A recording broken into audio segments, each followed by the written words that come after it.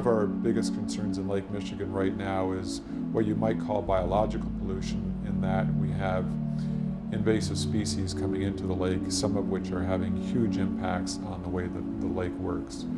So that's one of our biggest concerns in Lake Michigan. In terms of more conventional types of pollution, two of the major pollutants that we're concerned about in Lake Michigan are PCBs and mercury. Considered biological organisms as a form of pollution. They completely change the way a lake works. Not all of them, but some of them do. For example, we've had zebra mussels and quagga mussels come into Lake Michigan.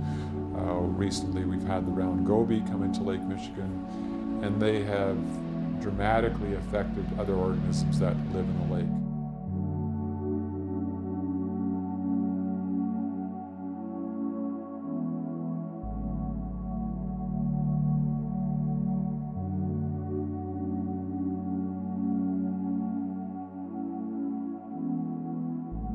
If we look at mercury, there are some natural sources of mercury, but there are other sources that are what we would call anthropogenic, or human sources.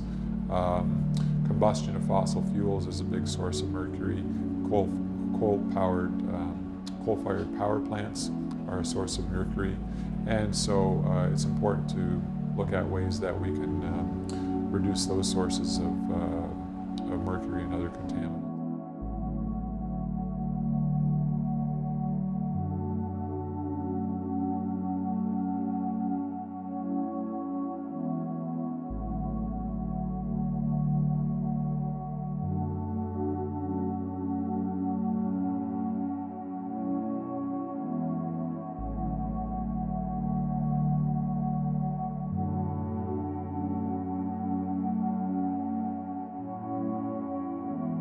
Some of our other research projects, we're doing research in collaboration with the National Park Service and the U.S. Geological Survey, trying to understand the factors responsible for botulism outbreaks in northern Lake Michigan. We don't see them so much down in the southern part of the lake, but in northern Lake Michigan, in the last 5 to 6 years, there have been some huge fish deaths and bird deaths caused by botulism, and we're trying to understand what causes that botulism to grow in the lake and how it gets transmitted through the food web.